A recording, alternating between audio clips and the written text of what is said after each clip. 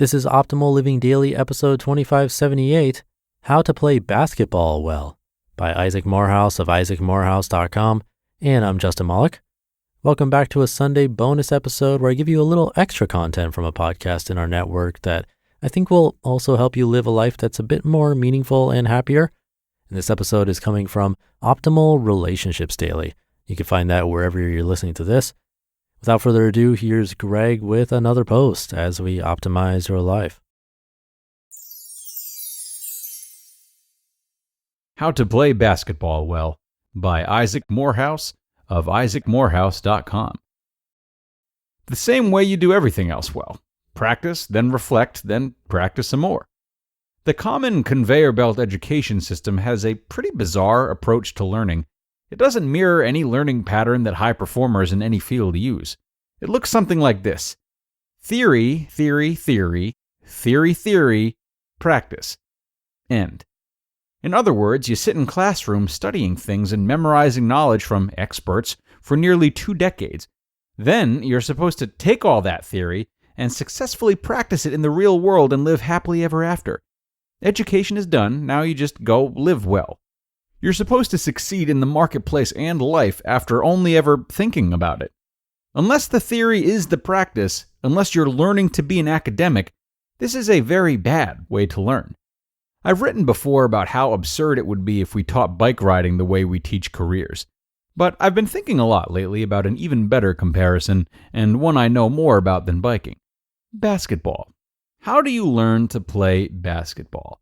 First, you practice, maybe on a mini hoop, maybe on a full-sized hoop, but you just start shooting and dribbling. After you have the basic motions and movements and muscle memory down, you start playing with other people in actual games.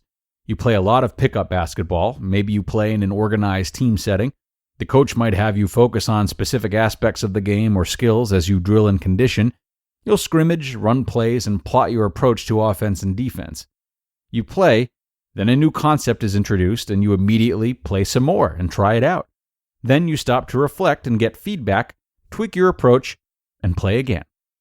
At the highest level, this pattern is even more pronounced. Good players practice a lot. There is no world in which merely theorizing about basketball teaches you to succeed on the court. Practice is always the first step and vastly more important if you have to choose one. But when you go from good to great players, something else happens. Theory comes into play. The learning pattern for playing most successfully looks something like this. Practice, practice, theory, practice, practice, theory, ad infinitum. Great players spend more hours in the gym than anyone. But after they play, they also reflect on their performance. They review film from previous games. They study what the offense did. They observe what happened and theorize about why they were stopped in the paint by this or that defense. They plan for the next game. They review films of the next opponent and plot an approach to match. They constantly reflect on the feedback they get from the real world of practice and play. They seek out other achievers who have struggled with mental toughness or strength building or recovery from injury. They employ motivational tactics and specialized training. Notice the pattern because it's very important. Hours of film study and offensive scheming are of no value to the novice. If you've never hoisted a ball in the air, learning the perfect placement of your index finger or the optimal use of your trash talk to gain a mental edge isn't going to help you. Theory is hugely important, but it becomes important only when it has past practice upon which to reflect and future practice for which to prepare.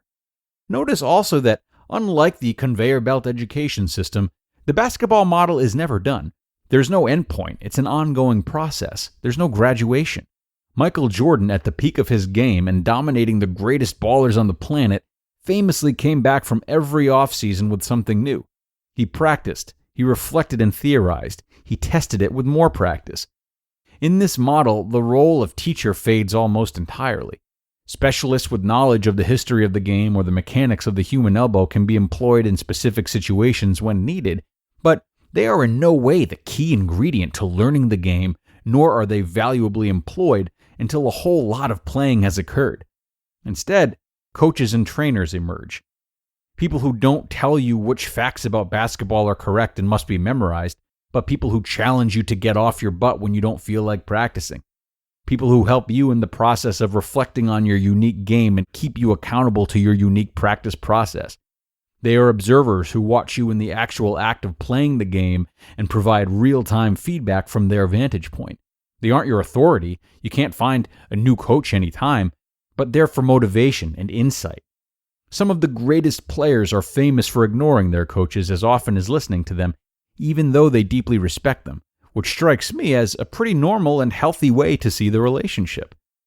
Another important thing about learning basketball is the value of mimicry. How did the hook shot join the common arsenal of post players? Because someone did it well and everyone who played against them realized how effective it could be and began to copy it. How do you learn to cross over or head fake? By being crossed over or head faked at the playground and determining to do the same. Learning happens more from being around people and environments than it does from consciously thinking about them. You have to be immersed in the actual play of the game. My friend and colleague at Praxis, T.K. Coleman, our education director, loves the game of basketball probably even more than I do. We don't view this analogy as just a cute comparison. I think success in any career is far more like success in basketball than it is like success in a classroom. The principles of learning the game are the principles of learning to perform in just about every other arena. This is why we're so focused on apprenticing at startups and small businesses. Practice and reflecting on the experience of how new skills and mindsets can make it better. Theory and trying them out. Practice and discussing, etc. This is why our advisors have coaching sessions with participants rather than giving them lectures. Philosophy is hugely important to success in any field, but only if you're already in the field trying things out.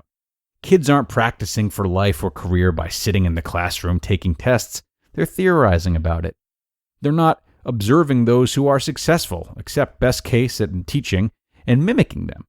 They're reading what other people said about the successful. They're being introduced to a few fragments of the history of the game or uniform design or what one conditioning coach thinks about one approach to calf muscles. They're not being transformed into great players. They're simply checking the memorization of lifeless, contextless knowledge off a list of assignments. You can't expect to win by studying. You've got to play the game. You just listened to the post titled, How to Play Basketball Well by Isaac Morehouse of isaacmorehouse.com. And there you have it, folks. Thank you so much to Isaac for his words of wisdom today. Now, I'm sure his post has already encouraged you to act faster and fail more so as to grow more. And I'd like to encourage you to ask yourself why. Ask yourself why you haven't done so already. You know, for many, it's maybe because the norm is just learning and theorizing a lot. That's how school goes. But for some, fear often cripples us and makes it feel easier to just study a lot. So consider if fear is playing a role for you and how that fear could be assuaged by making the effort to act, failing, and growing because of it. All right? And with that, let us wrap things up. Thank you so much for joining me today, dear friends, and I will see you tomorrow for the final episode of the week, where your optimal life awaits.